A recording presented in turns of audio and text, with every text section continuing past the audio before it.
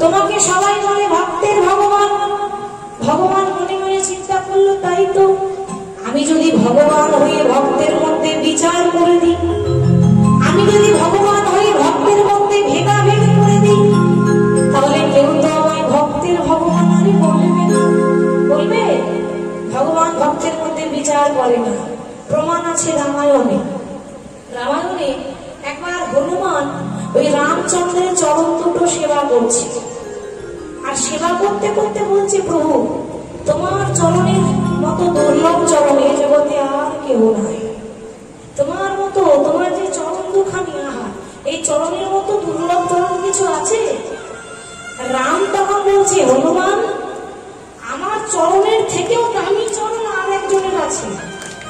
সে কে? সে কে জানো? সে হলো আমার গুরুদেব। বাবা, রামের আমার গুরু আছে নাকি? হনুমান বলছে, তুমি তো ভগবান, তোমার উপরওয়ালা আর কেউ আছে নাকি? আছে, আছে, ভগবানের উপরে একজন থাকে। সে কে? দেখো হনুমান, বাপেরও যেমন বাপ আছে, সেরকম আমি ভগবান হলে আমার উপরও একজন আছে। আচ্ছা প্রভু, তাহলে তোমার চরণ যদি এত সুন্দর হয়, আমি তোমার গুরুদেবের চরণ দেখব। আমার গুরুদেবের চরণ দেখবে? বেশ, তুমি চলে যাও সরজ নদীর তীরে। সরজ নদীর তীরে গিয়ে দেখবে একটা সাদা কাপড় দিয়ে ঢাকা আমার গুরুদেবের চরণের চিহ্ন, মানে পাথরের চরণ চিহ্ন আছে, তুমি প্রণাম করে এসো। হনুমান এখন খুব আনন্দে যাচ্ছে, কেন? রামের গুরুদেবের চরণ দেখবে। আশ্চর্যের কথা কি জানেন? হনুমান নিজেই জানেন না যে যেটা দেখতে যাচ্ছে ওটা হনুমানেরই চরণ। হনুমান এখন নিজেই জানেন না, ভাবছে রামের গুরুদেবের চরণ দেখবো, কি কম ব্যাপার, আনন্দে যাচ্ছে। বলিয়ে শ্রীমতী রামচন্দ্র কি জয়, শ্রীমতী রামচন্দ্র কি পার মালা থাকে শ্রী রাম के बिना राम ना मिलेगी हनुमान के बिना।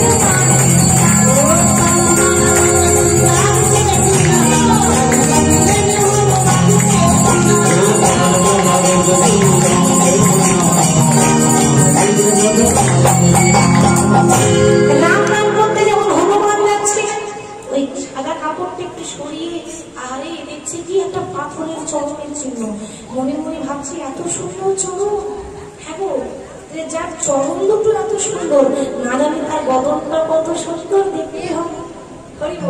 পাগুলি যদি এত ভালো হয়, তাহলে মুখটা কত ভালো হবে। আবার আমার কাছে ঘুরে এসে বলছে, ও প্রভু কি হলো, চরণ দেখলে? হ্যাঁ চরণ তো দেখলাম, কিন্তু আবার কিন্তু মানে ভালো করে দেখো নি?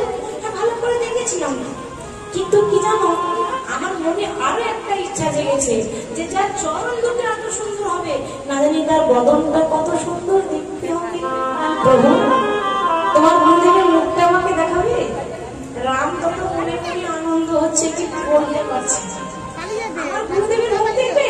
বেশ, তুমি চলে যাও সরজ নদীতে, ওই নদীর জলে নেমে ওই জলের দিকে তাকাবে, দেখবে আমার গুরুদেবের মুখটা তুমি দেখতে পাবে। হনুমান এত সরল, এখনো বুঝছে না যে ব্যাপারটা কি। আচ্ছা সত্যি প্রভু, জলের দিকে দেখলে তোমার গুরুদেবের মুখ দেখা যাবে?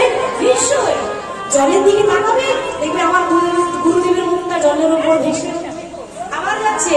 জয় জয় রঘুপতি রাঘব রাজা রাম, পতিত পাবন শ্রীরাম, রঘুপতি রাঘব রাজা রাম, পতিত পাবন শ্রীরাম।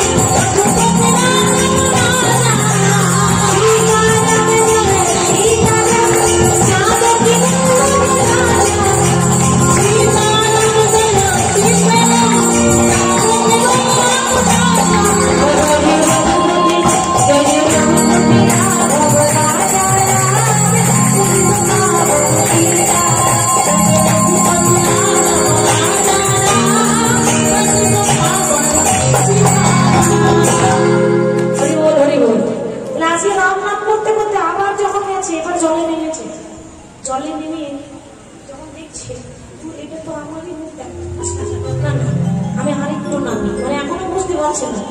আরেকটু করতে করতে এক গলা জলে নেমেছে, এক গলা জলে নেমে দেখছে গুরুদেবের মুখ তো দেখা যাচ্ছে না। যখন তাকিয়েছে দেখে তো নিজেরই পোড়া মুখ দেখা যাচ্ছে দূর। বললো নাকি গুরুদেবের মুখ দেখবে, তো এই নিজের পোড়া মুখটা দেখে চলে গেল। বলি বল, নিজের মুখটা যখন দেখেছে মন খারাপ, মন খারাপ করে ঘুরে এসেছে। ও প্রভু, কি হলো? আমার গুরুদেবের মুখটা দেখলে তো? না, দেখা হলো না। তুমি যেরকম বলেছিলে আমি সেরকমই তো করলাম। তুমি বলেছিলে জলে নামবে, আমি জলে নেমেছিলাম। তুমি বলে জলের মধ্যে তাকাবে, আমি জলের মধ্যে তাকালাম, কিন্তু কই তোমার গুরুদেবের মুখ তো আমার দেখা হলো না। রাম তখন বলছে, হনুমান ভালো করে মনে করে দেখো, ভালো করে দেখেছিলে তো?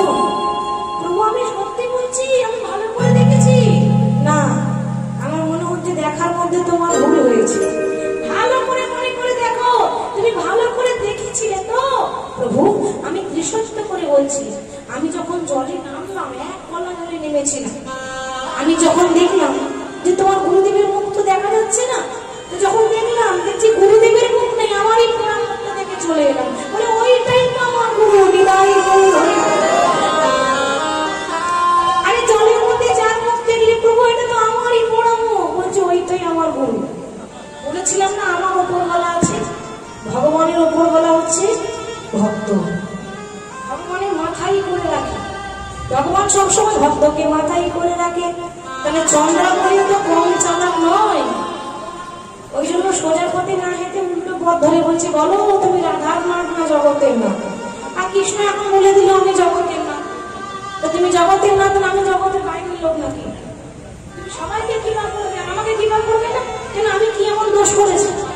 বাধ্য হয়ে ভগবানকে চন্দ্রাবলী কুঞ্জে যেতে হলো।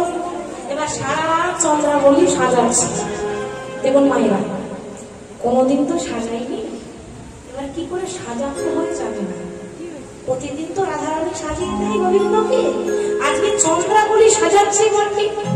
এবার কপালে দেওয়া উচিত ছিল হয় চন্দন নামের তিলক, এটা দেওয়া উচিত চন্দন নামের তিলক। এখন চন্দ্রাবলী চন্দনও দিল না, তিলকও দিল না, কপালে খুব সুন্দর করে সিঁদুরের ফোঁটা লাগিয়ে দিয়েছে। সিঁদুর সিঁদুর মনে মনে চিন্তা করছে, আমি যা সাজিয়েছি না, এই জগতে আমার মতো সাজাতে কেউ পারবে না। আসলে এই এত উল্টো সাজ জগতে কেউ সাজাইনি বলে। কপালে দিয়েছে সিঁদুর, কৃষ্ণ পরেছিল হলুদ রঙের ধুতি, এই হলুদ রঙের ধুতি খুলে দিয়ে একটা নীল রঙের শাড়ি পরিয়ে দিয়েছে। শাড়ি শাড়ি কি সুন্দর লাগছে গো তোমাকে, শাড়ি পরে তোমাকে দারুণ লাগছে। ভগবান পুরুষ মানুষ, পরেছে শাড়ি, কপালে সিঁদুর, আবার বুকে অনেকগুলো ছেঁড়া ছেঁড়া দাগ। কেন না, কৃষ্ণের অঙ্গে যখন চন্দনটা মাখাচ্ছিল, চন্দ্রাবলী হাতে পড়েছিল কাঁচের চুড়ি। কাঁচের চুড়ি ভরসা আছে, একটু আঘাত পেলে ভর করে ভেঙে যাবে। এখন যখন চন্দন মাখাচ্ছিল, একটুখানি চাপে দু একটা চুড়ি ভেঙে গেল। আর দু একটা চুড়ি ভাঙার জন্য যতবার ঘষছে, ততবার ভাঙা চুড়ির দাগ, ছেঁড়া ছেঁড়া দাগ হয়ে যাচ্ছে। কৃষ্ণের বুকে কেমন একটা ছেঁড়া ছেঁড়া দাগ, দেখে মনে হবে কেউ হাতের নখ দিয়ে চিড়েছে, কিন্তু না, এটা হাতের নখ নয়, হাতের চুড়ির দাগ। এখন গোটা অঙ্গে চন্দন মাখিয়েছে, শাড়ি পরিয়েছে, আর পরিয়েছে সিঁদুরের ফোঁটা। সুন্দর করে সাজিয়ে দিয়ে এবার সুন্দর করে বলছে, প্রভু এই যে সাজালাম না, এই সারা রাত আমি তোমার চরণ ধরেই বসে থাকবো।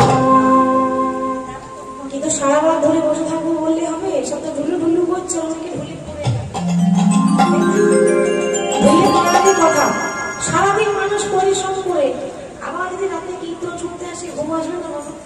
শরীরটা একটা ক্লান্তি ভাব আছে, ঘুম আসবে যায় না। এখন চন্দ্রাবলী বলছে আর ঘুমাবো না, জেগে থাকবো। জেগে থাকবো বলে কি হবে? ও সারা রাত চরণ সেবা করতে করতে যেই না ভোর হয়েছে উনি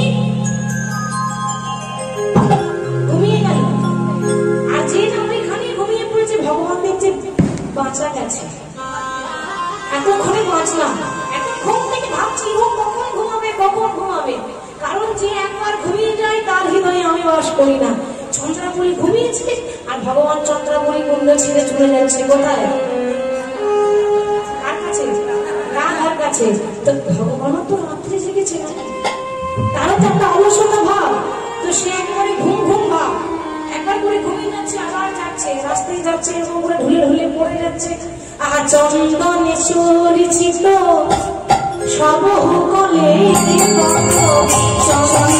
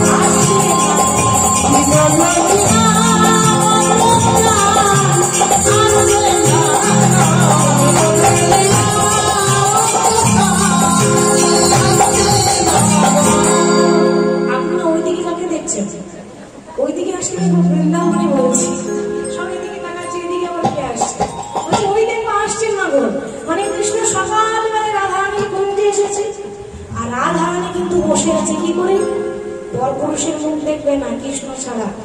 আর যাত্রার তো মুখ দেখে না যে ভগবানের নাম করি, আর একমাত্র ভগবান ছাড়া আর কারো মুখ দেখবে না। তার জন্য এরকম করে ঘোমটা নিয়ে বসে আছে। আগেকার দিনের মায়েরা মানে প্রত্যেকটা মেয়েরা তো অত বড় করে ঘোমটা নিত, এখন নেই। সত্যি করে বলবো সবাই নেয় না, তুই একজন যদি বা নেয়। আর আগেকার দিনে শুনেছি, দেখিনি তো তুমি শুনেছি, আগেকার দিনে নাকি নিয়ম ছিল। এবার যারা পুরুষ মানুষ তারা বাইরে থেকে ঘর ঢুকলে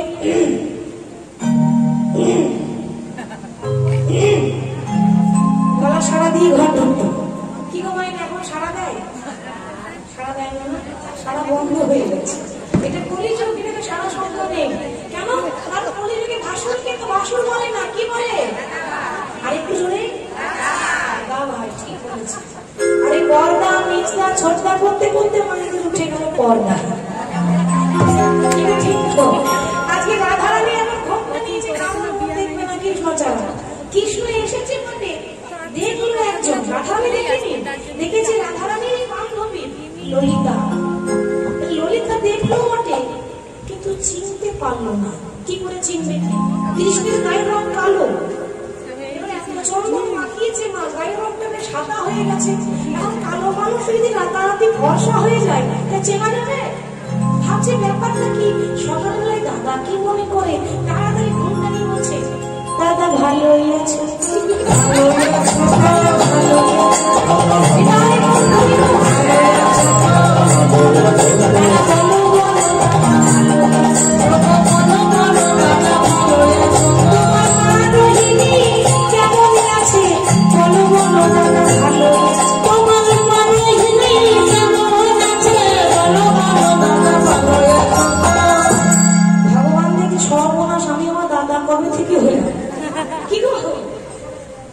ঘুমের ঘোর ছাড়েনি নাকি তোমাদের? কেন বলে দাদা ভালো আছো তো? এখন আমি তোমাদের দাদা হই? আমি দাদা নই। যে দাদার কথা ভাবছো সেই দাদারই ছোট ভাই কানাই বলছি। আর যেই না বলেছে কানাই বলেছি, ও মা অমনি রাধারানী কোমরে কাপড় বেঁধেছে। আচ্ছা মাইনা বলুন তো, মেয়েরা কোমরে কাপড় কখন বাঁধে? যখন বন্ধুত্ব।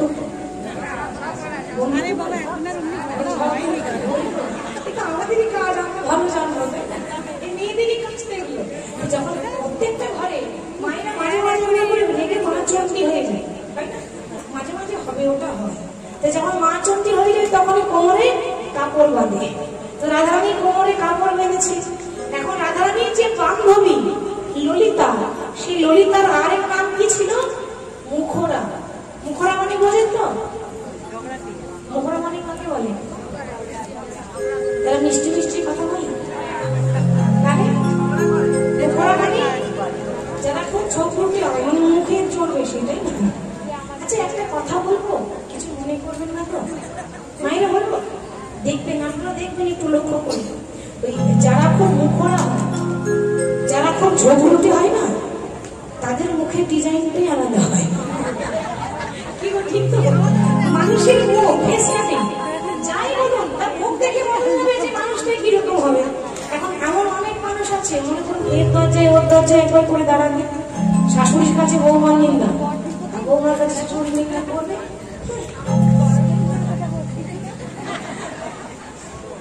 কি গো করে, কি গো করে তো এই ডিজাইন। তাই বলে আমাকে ভাববেন না আমি ঝগড়া করতে পারি, আমাকে আবার বুঝে ভেবে নেবেন না জানো। আমি বলছি আর কি যে যারা ঝগড়তে হয় তাদের ভাবটা এরকম হয় সবসময়। এই যে ভাব দেখেছেন, অনেকে মুখ ঘোরায় না, ভাব থেকে বোঝা যায়। আজকে ললিতা কিন্তু এরকম ঝগড়তে। ললিতার আরেক নাম হচ্ছে মুখরা। তো ললিতা বলছে, দেখো বধূ, আমাদের রাধারানী হচ্ছে সরলা, রাধারানী হচ্ছে অবলা, কিন্তু আমি সরলাও নই আর আমি অবলাও নই। আমি সরলাও নই, আমি অবলাও নই। অতএব আমি যে প্রশ্ন করব সেই প্রশ্নের কিন্তু তোমাকে ঠিক ঠিক ভাবে উত্তর দিতে হবে। ভগবান হচ্ছে প্রশ্ন। কি প্রশ্ন আছে তোমার? দেখো, প্রশ্ন হলো এই, যে মানুষটা প্রত্যেকদিন ধুতি পরে আসে সে আজ আবার নীল রঙের শাড়ি পরেছে কেন? তারপর যে আবার চন্দন তিলক নিয়ে আসে সে আজকে সিঁদুর লাগিয়েছে কেন? ও বিশাখা, ওরে দেখ দেখ, আই আই পড়েছে রূপে কাজলে নয়া ভালে, আই আই পড়েছে রূপে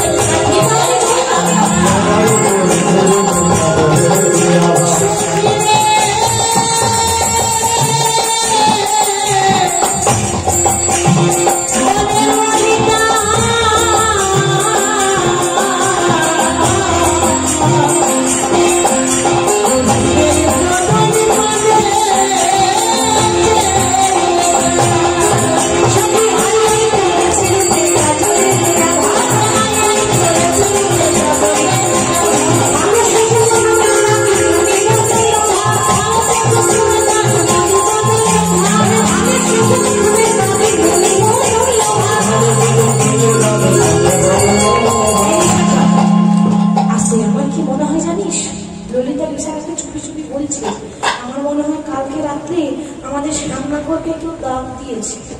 হরি বল। আর যে দিয়েছে না সে ভালোই দাগ দিয়েছে।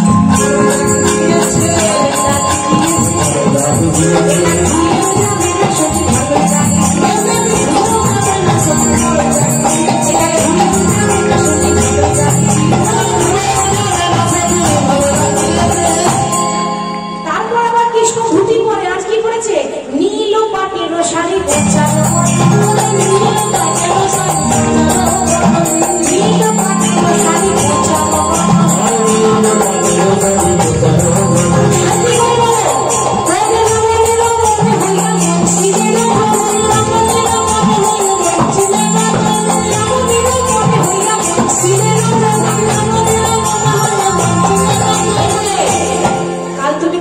ছিলে, তুমি আসবো বললেই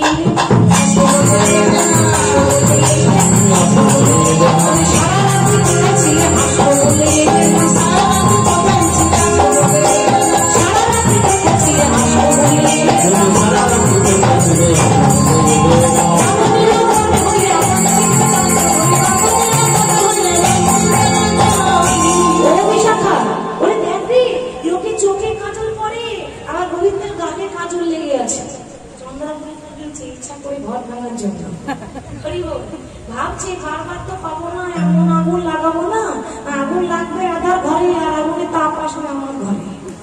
কি আগুন লাগানো লাগিয়েছে দেখুন। গালে কাজল, চিন্তা করুন, একটা পুরুষ মানুষ তার যদি গালে কাজল থাকে, কপালে সিঁদুর থাকে, হ্যাঁ গো, এটা দেখতে ভালো লাগবে? খারাপ লাগবে না দেখতে? তাহলে কি ব্যাপার?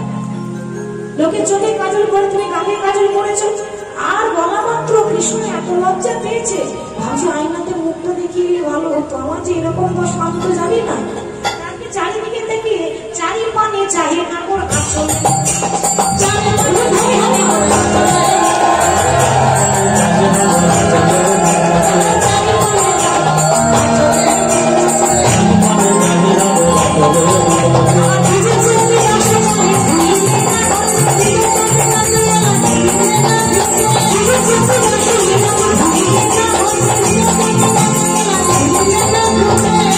কৃষ্ণ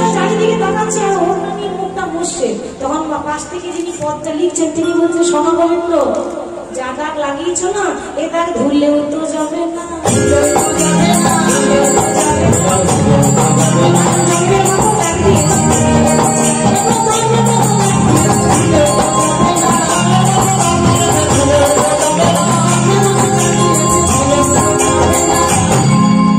আজকে যেমন এত প্রশ্নের উপর প্রশ্ন, প্রশ্নের উপর প্রশ্ন করেই যাচ্ছে, ঠিক সেই সময় বাবা আজকে বিশাখা বলছে, শোনো তুমি প্রত্যেকদিন হলুদ রঙের ধুতি পরো, আজকে নীল রঙের পরেছো কেন?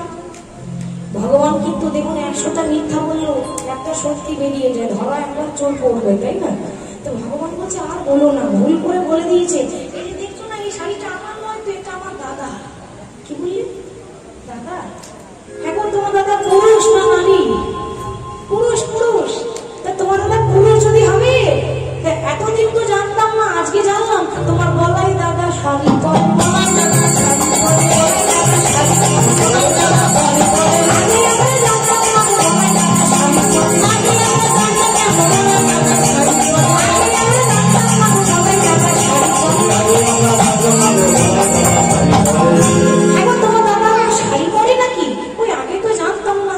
ভগবান বলছে আর বলো না, মানে আসলে, আরে আসলে আবার কি, সত্যি করে বলো, তোমার দাদা যদি হবে তোমার কাছে কি করে এলো? তুমি তো নীল শাড়ি পরো না, তুমি তো শাড়ি পরো না, আজকে হঠাৎ করে পড়েছো কেন? কালকে রাত্রে না আমি দাদার কাছে ঘুমাচ্ছিলাম,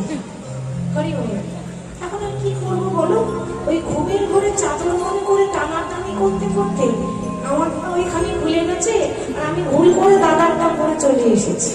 বাহ, বলে হারি বধু, যখন পড়ে এসেছিলে ঘরে আলো ছিল না?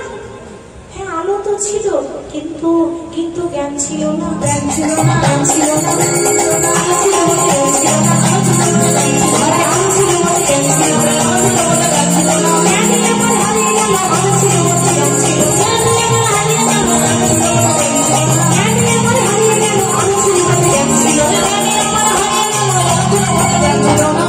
বলছে জ্ঞান আমার হারিয়ে গেল, ঘরে আলো ছিল কিন্তু আমার জ্ঞান ছিল না। আর সেই বলতে বলতে ওদিকে চন্দ্রাবলীর ঘুম ভেঙে গেছে, মানে সকাল হয়ে গেল, বেলা হয়েছে। আর যেই না ঘুম ভেঙেছে অমনি চন্দ্রাবলীর একটা বান্ধবী ছিল, নাম হলো পদ্মা। পদ্মাকে বলছি, হ্যাঁ রে পদ্মা, তুই আমার একটা কাজ করে দিবি, বল কি করতে হবে? বল তুই কি করতে পারিস বল। আমি জলে আগুন লাগাতে পারি, তারপর কাঁচা পাশে ঘুম ধরাতে পারি, ছাঁকনি করে জল আনতে পারি, আর যদি সোনার সংসার দেখতে পাই তা ভেঙে চুরমার করতে পারি, তার জন্য সোনার সংসারই ভাঙতে হবে। তুই না এই মুহূর্তে এই রাধারানীর ঘরে যা, গিয়ে যেই না দেখবি ওই কৃষ্ণ রাধা মুখোমুখি বসে আছে, অমনি গিয়ে ও তুই গিয়ে আগুন ছিলে দিবি।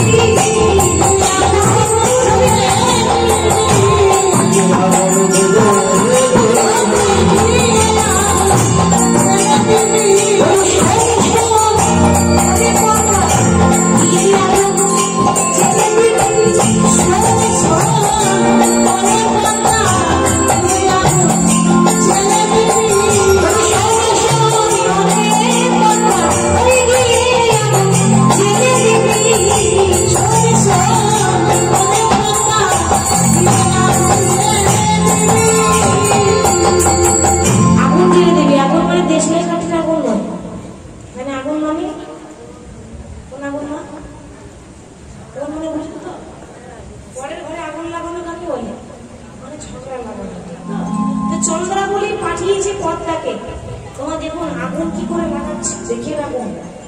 অনেক মানুষ আছে আপনার ঘরে এসে আগুন লাগিয়ে দিয়ে যাবে, আর আমার তো সরল সাদা মানুষ, পরে কথা শুনে ঘরে ঝগড়া করবো। মেয়েরা তো সরলই হয়, টুক করে কে কি এসে বলে দিল, ব্যাস পরে কথা শুনে ঘরে চলতে ঝগড়া। কিন্তু ওই ভুলটা করবেন না, ওই ভুল রাধারানী করেছেন। আজকে পদ্মা এসে আগুন লাগাচ্ছে, এই যে ও গোবিন্দ, গোবিন্দ বুঝে নিয়েছে আগুন লাগাতে এসেছে। ভগবানের তো সব জানা, কি ব্যাপার বলুন তো, এই সকালবেলা এখানে কি মনে করে? দরকার না থাকলে কি ঘর বাড়ি যাই না কি হোক, আমার দরকার ছিল বলেই তো এসেছি। কালকে রাত্রে মনে পড়ে না, আর একবার মনে পড়িয়ে দেব। কি বলছো তুমি উল্টা পাল্টা, ঠিক করে মন সামনে কথা বলো। দেখো যা বলছি সত্যি বলছি, প্রমাণ আছে আমার কাছে। চন্দ্রাবলীর কুঞ্জে গিয়েছিলে, বলো সত্যি কিনা? ভগবান মাথা নিচু করে দেন, বলো সত্যি কিনা, প্রমাণ দেখবে। তুমি যে চন্দ্রাবলীর কুঞ্জে গিয়েছিলে, তো বাবা কত আদর করে আমার তার পায়ে আলতা পরিয়েছিল, এটা কিন্তু পুরোপুরি মিথ্যা। ভগবান এরকম একটাও কিছু করেনি। আমার বান্ধবীর পায়ে তুমি আলতা পরিয়েছিলে, এখন আলতা পরাবার সময় আমার বান্ধবীর পায়ে দুটো সোনা নূপুর ছিল, তো দুটো তুমি খুলে রাখি নূপুর দুটো, এখন একটা খুঁজে পেয়েছি আর একটা গোটা ঘর খুঁজে পেলাম না, খুঁজে পেলাম না। তুমি তো রেখেছিলে, বলো কোথায় রেখেছিলে? ও তুমি বলে দিলেই আমি চলে যাবো, ব্যাস কাজ হয়ে গেল।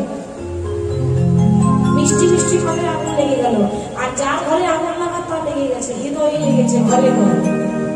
আর যেই না কথাটা শুনে রাধারানীর হৃদয়ে আগুন লাগলো, অমনি মুখটা ঘুরিয়ে রাধারানী অভিমান করে বসে পড়ল।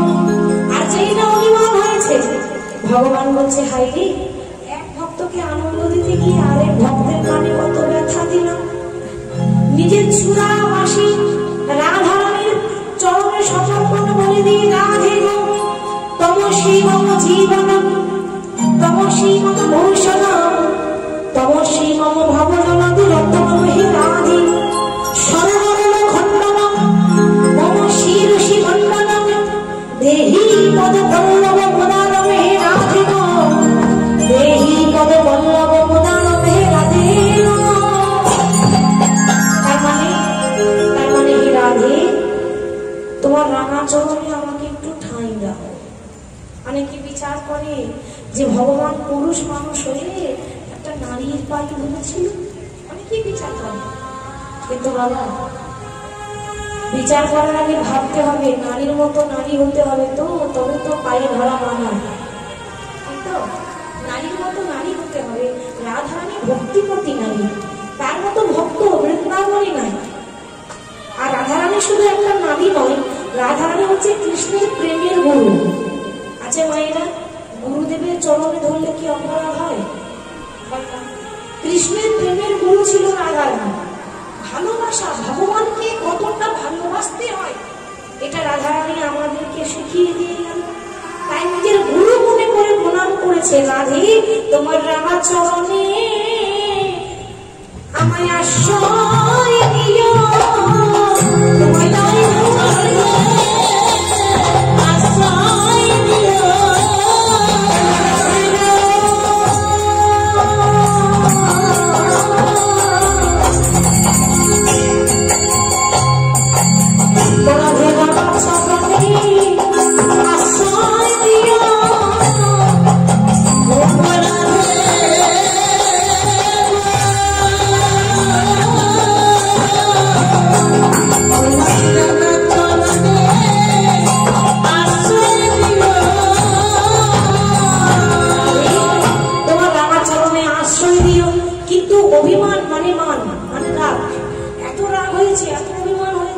গোবিন্দের মুখের দিকে রাধারানী চেয়ে দেখলো না, আর মুখের দিকে যখন চেয়ে দেখলো না, বাবা ভগবান মাথা নিচু করে চলে গেল যমুনার দিকে। যমুনার দিকে ধুলাতে গড়া করে দিচ্ছে। অনেকক্ষণ পর ডালে বসেছিল সুখ আর শাড়ি, সুখ আর শাড়ি দুটো পাখি। সুখ তখন শাড়িকে বলছে, ওগো শাড়ি, তুমি তো সবসময় বড়াই করে বলো যে আমাদের রাধারানীর মতো গুণবতী আর কেউ নাই। অতই যদি গুণবতী হবে, জগতের বল্লভ কৃষ্ণ তার পায়ে ধরলো, আর সে একবারও কৃষ্ণের দিকে চেয়ে দেখলো না। ও তো নারী নয়, ও হচ্ছে পাষাণ নারী। ওর হৃদয়ে মায়া নেই, ওর হৃদয়ে শুধু পাষাণ আছে। সে পাথর, পাথর না হলে কি ভগবানের সঙ্গে এরকম করে? আরে যে ভগবানের পায়ে ধরার জন্য ভক্তরা মন্দিরে লাইন দিয়ে দাঁড়িয়ে থাকে, সেই ভগবান ওই রাধারানীর পায়ে ধরলো। আর এত অভিমান যে গোবিন্দের পানি একবার চেয়ে দেখলো না। সুখ শাড়ির কথা শুনে রাধারানীর চেতনা হলো, তাই তো আমি আমার ভগবানকে তাড়িয়ে দিয়ে ভুল করলাম। আমি ভুলে গিয়েছিলাম, আমি ভেবেছিলাম কৃষ্ণই আমার একাই বটে, কিন্তু না গো, কৃষ্ণ শুধু আমার একাই নয়, কৃষ্ণ হলো ভক্তের ভগবান। যে ডাকে ভগবানকে তার কাছে ছুটে যেতে হয়। বিদায়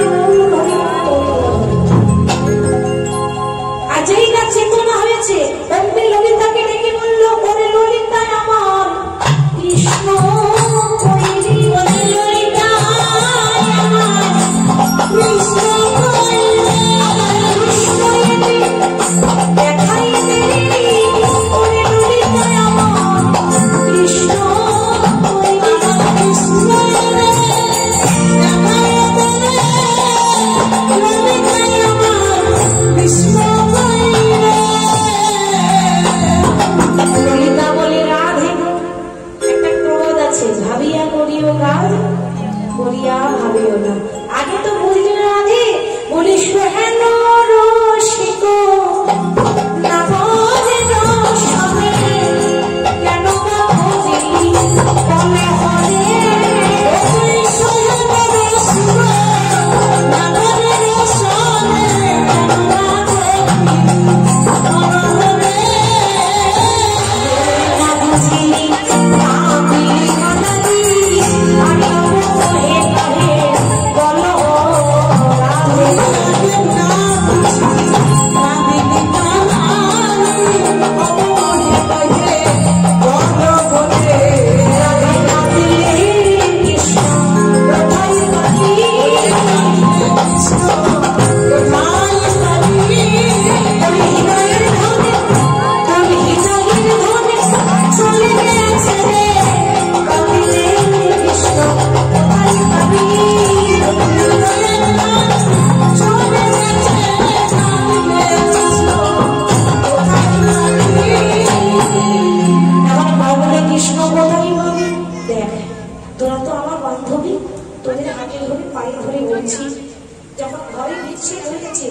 ঘরটা যখন আলাদা হয়ে গেল, দয়া করে দুজনের মধ্যে বিচ্ছেদটা তো মিলন করিয়ে দিতে হবে। দুজনকে আলাদা করা হয়েছে, এবার তো যুগল করতে হবে। তো দয়া করে আমার কৃষ্ণকে এনে দেখায়। দেখ রাধে, ফুলের যদি দাম থাকতো তাহলে ভ্রমর উপরে যেত না। এতদিন তোকে আমরা বলতাম রাই কমলিনী, কমল মানে পদ্ম ফুল, তাহলে ফুলের